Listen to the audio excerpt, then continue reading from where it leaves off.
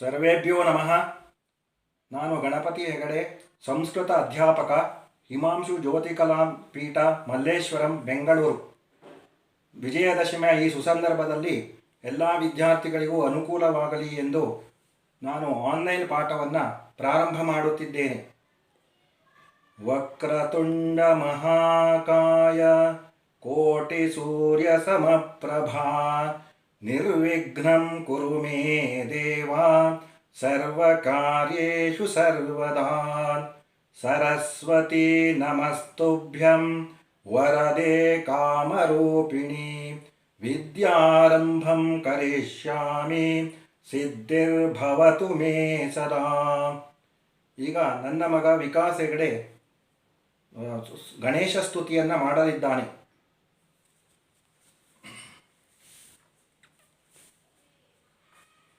ಅಜಂ ನಿರ್ವಿಕಲ್ಪಂ ನಿರಾಕಾರಮೇಕಂ ನಿರಾನಂದಮಾನಂದಮದ್ವೈತಪೂರ್ಣಂ ಪರಂ ನಿರ್ಗುಣಂ ನಿರ್ವಿಶೇಷಂ ನಿರೀಹಂ ಪರಬ್ರಹ್ಮರೂಪಂ ಗಣೇಶಂ ಭಜೇಮ.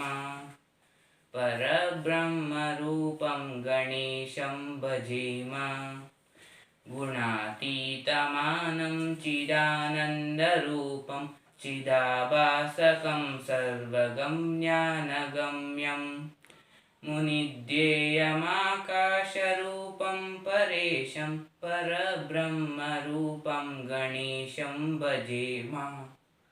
ಪರಬ್ರಹ್ಮರೂಪಂ ಗಣೇಶಂ ಭಜೇಮ. ಜಗತ್ಕಾರಣಂ ಕಾರಣಜ್ಞಾನರೂಪಂ ಸುರಾದಿಂ ಸುಖಾದಿಂ ಗುಣೇಶಂ ಗಣೇಶಂ.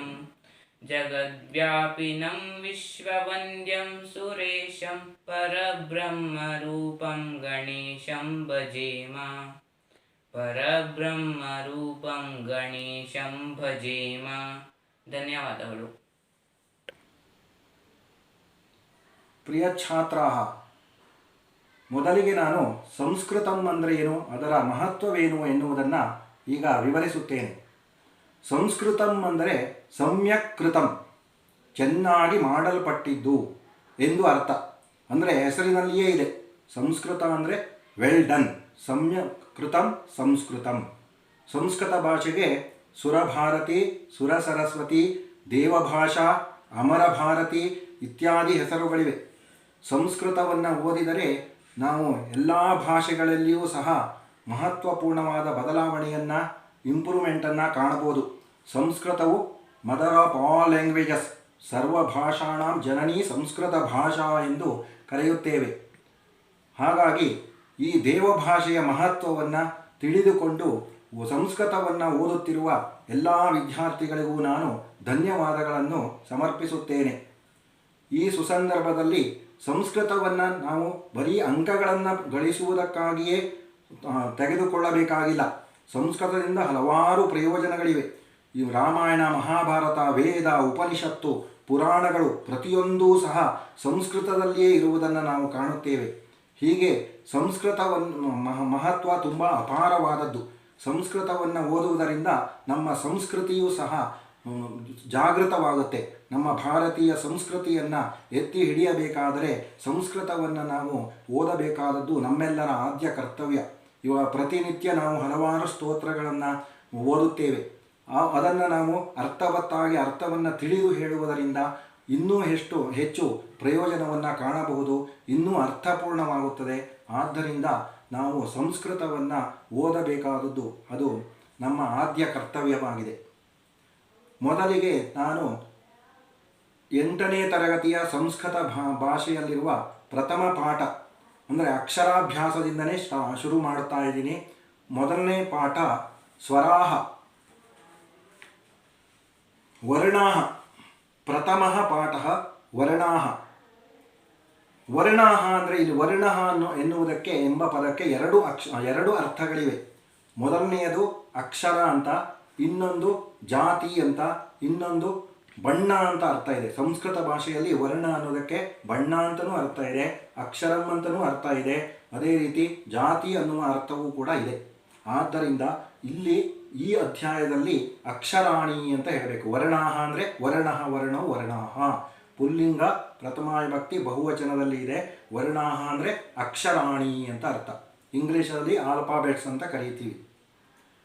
ಸಂಸ್ಕೃತ ಭಾಷಾಯ 48 ವರ್ಣಾಹ ಸಂತಿ.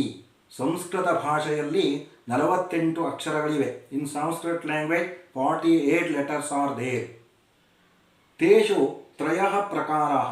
ಆ ಸಂಸ್ಕೃತ ಭಾಷೆಯ ಅಕ್ಷರಗಳಲ್ಲಿ 3 ಪ್ರಕಾರಗಳನ್ನು ಮಾಡಲಾಗಿದೆ. ಮೊದಲನೆಯದು ಸ್ವರಾಹ, ಸ್ವರಗಳು, ಓವಲ್ಸ್. ಅಯೋಗವಾಹೌ, ಎರಡನೆಯದು ಅಯೋಗವಾಹಗಳು. ಮೂರನೆಯದು ವ್ಯಂಜನಾನಿ ಚ, ವ್ಯಂಜನಗಳು. ಸ್ವರಾಹ ತ್ರಯೋದಶ, 13 ಸ್ವರಗಳಿವೆ. ಸ್ವರ ಅಂದ್ರೇನು? ಸ್ವರ ಅಂದರೆ ಸ್ವತಂತ್ರತೆಯ ಉಚ್ಚಾರ್ಯಮಾಣಾಹ ವರ್ಣಾಹ, ಸ್ವತಂತ್ರವಾಗಿ ಉಚ್ಚರಿಸುವ ಅಕ್ಷರಗಳಿಗೆ ಸ್ವರಗಳು ಎಂದು ಹೆಸರು. ಅವು 13 ಇದೆ. ಅವುಗಳು ಯಾವುದು? ಅವುಗಳಲ್ಲಿ ಮತ್ತೆ 2 ಪ್ರಕಾರ ಇದೆ. ಸ್ವರಗಳಲ್ಲಿ 2 ಪ್ರಕಾರ, ಹ್ರಸ್ವಸ್ವರಾಹ ದೀರ್ಘಸ್ವರಾಹ ಅಂತ. ಸ್ವತಂತ್ರತೆಯ ಉಚ್ಚಾರ್ಯಮಾಣಾಹ ವರ್ಣಾಹ ಸ್ವರಾಹ, ಹ್ರಸ್ವಸ್ವರಾಹ ಪಂಚ. ಹ್ರಸ್ವಸ್ವರಗಳು 5 ಇವೆ. ಅ, ಇ, ಉ, ಋ, ಲೃ. ಹ್ರಸ್ವಸ್ವರಗಳು ಸಂಸ್ಕೃತ ಭಾಷೆಯಲ್ಲಿ ಒಟ್ಟು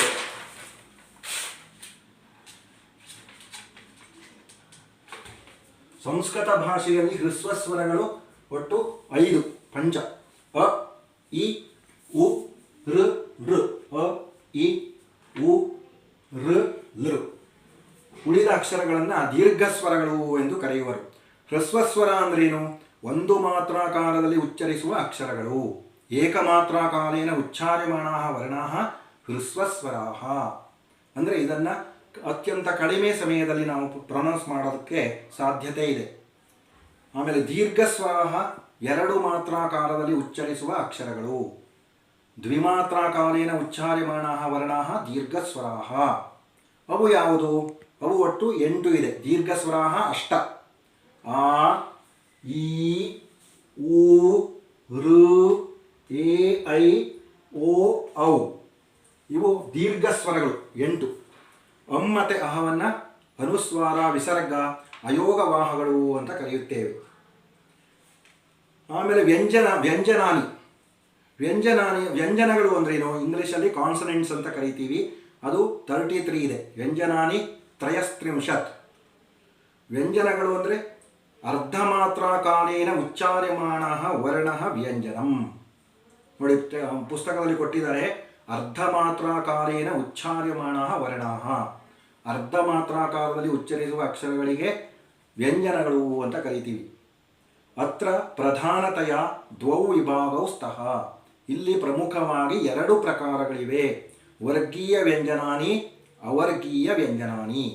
ವರ್ಗೀಯ ವ್ಯಂಜನ ಮತ್ತು ಅವರ್ಗೀಯ ವ್ಯಂಜನಗಳೆಂದು ವ್ಯಂಜನಗಳಲ್ಲಿ 2 ಪ್ರಕಾರಗಳನ್ನು ಮಾಡಲಾಗಿದೆ. ಹಾಗಾದರೆ ವರ್ಗೀಯ ವ್ಯಂಜನ ಎಷ್ಟಿದೆ ಅಂದರೆ 25. ವರ್ಗ ಅಂದರೆ ಸ್ಕ್ವೇರ್. ಇವಾಗ 5 ಸ್ಕ್ವೇರ್ ಅಂದರೆ ಎಷ್ಟು? 25. ಆದ್ದರಿಂದ 5ರ ವರ್ಗ 25.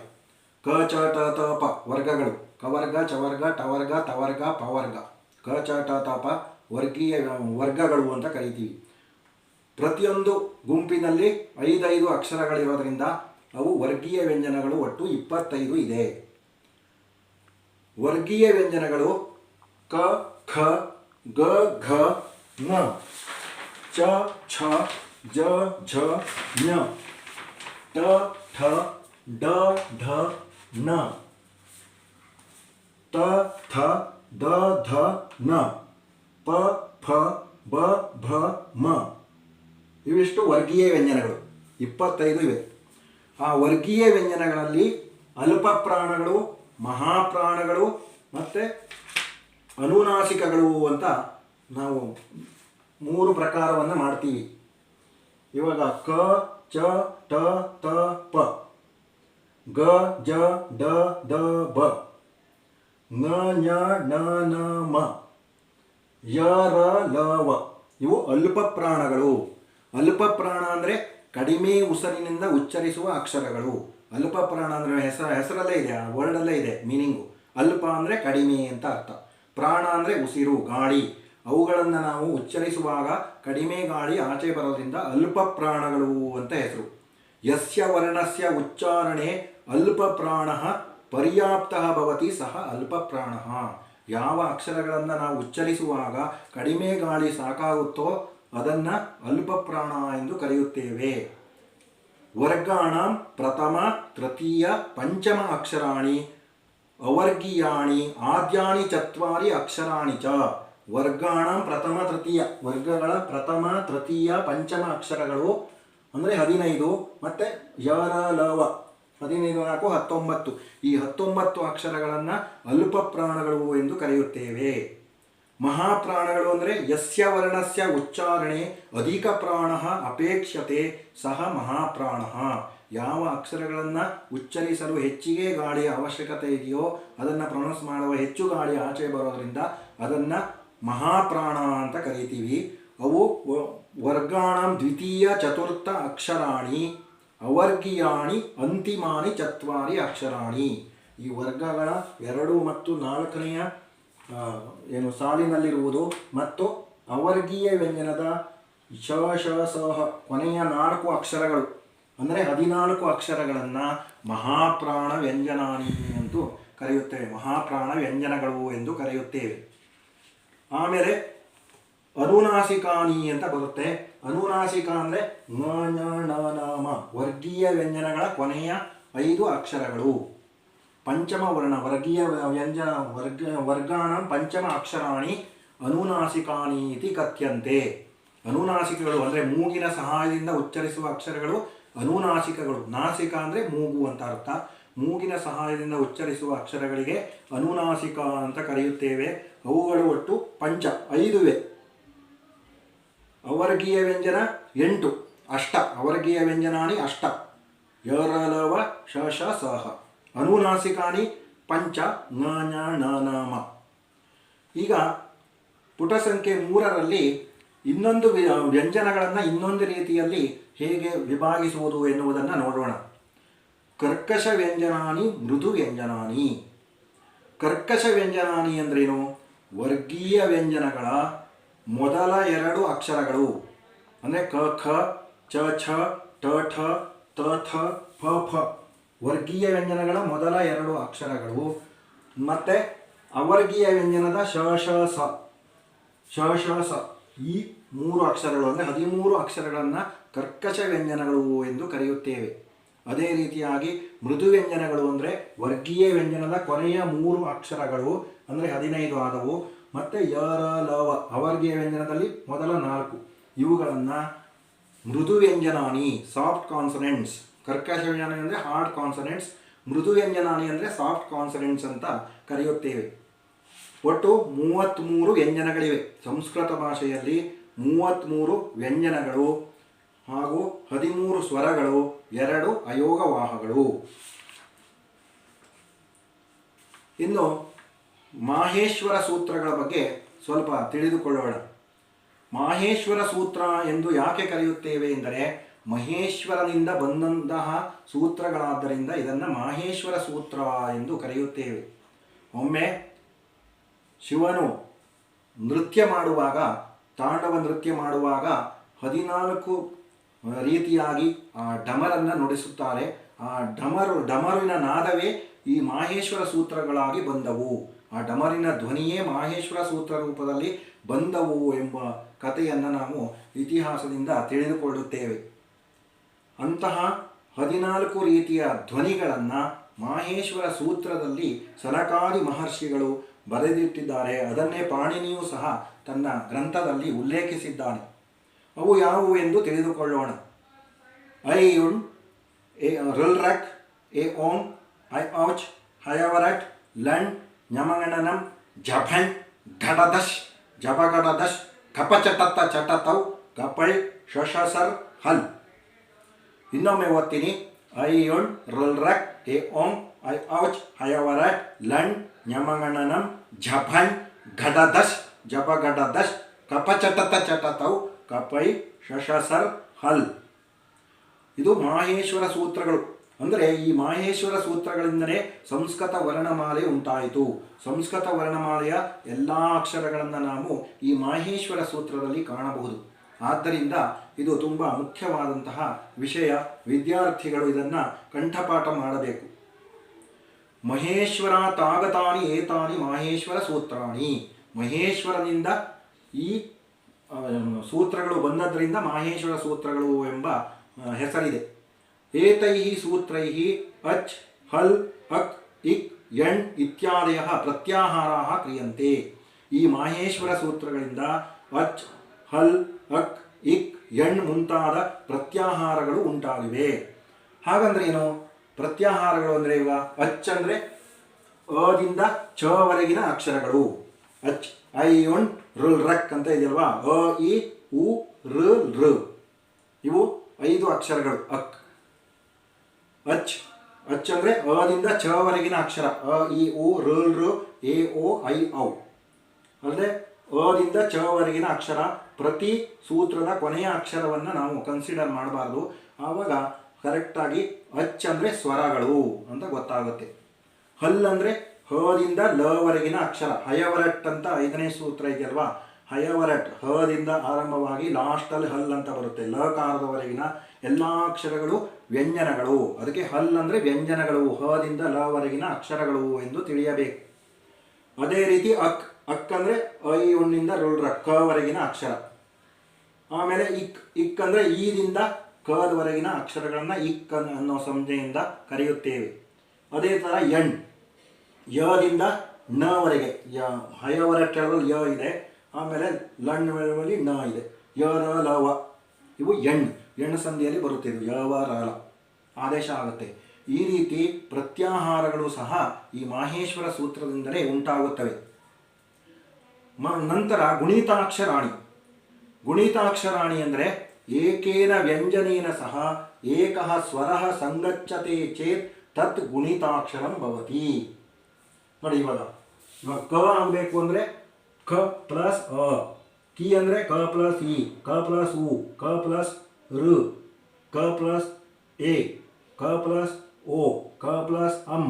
ಈ ರೀತಿ ಅಂದರೆ ಒಂದು ವ್ಯಂಜನ ಆಗಬೇಕು ಅಂದರೆ ಅದಕ್ಕೆ ಸ್ವರಗಳು ಸೇರಿಕೊಂಡಿರಬೇಕಾಗತ್ತೆ.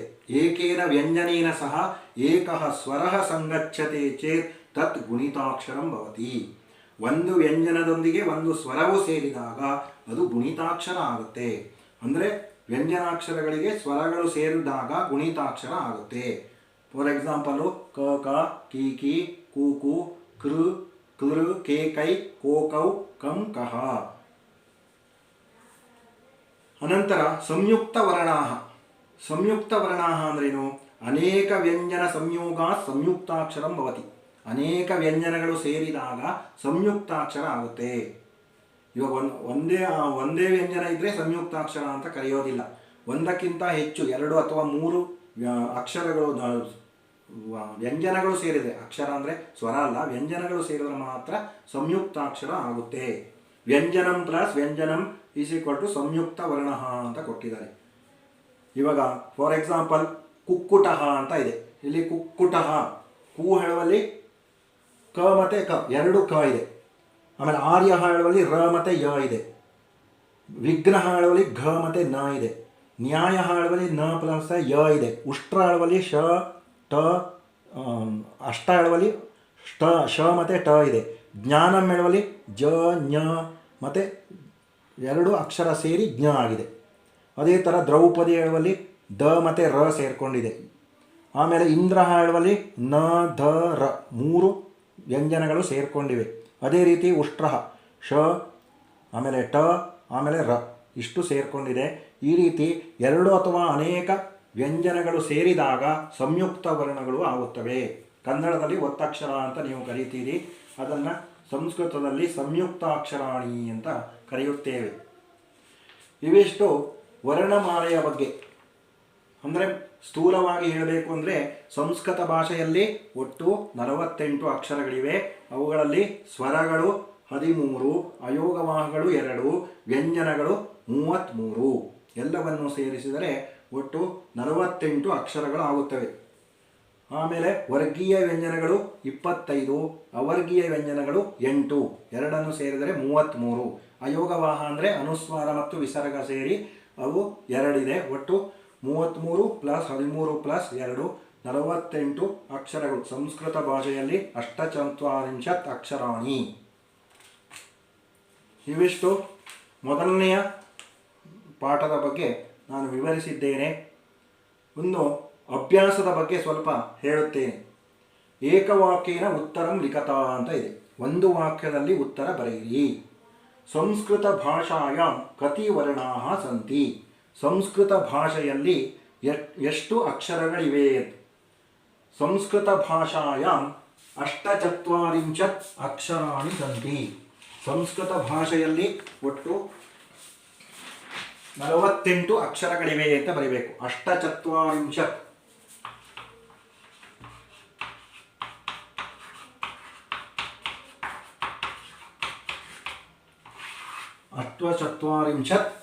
ಅಕ್ಷರ ವರ್ಣಾಃ ಸಂತಿ. ಕತಿ ಅಂದರೆ ಹೌ ಮೆನಿ ಅಂತ. ಕತಿ ಬದಲು ಈ ಪದವನ್ನು ಸೇರಿಸಿದರೆ ಅದಕ್ಕೆ ಉತ್ತರ ಆಗುತ್ತೆ.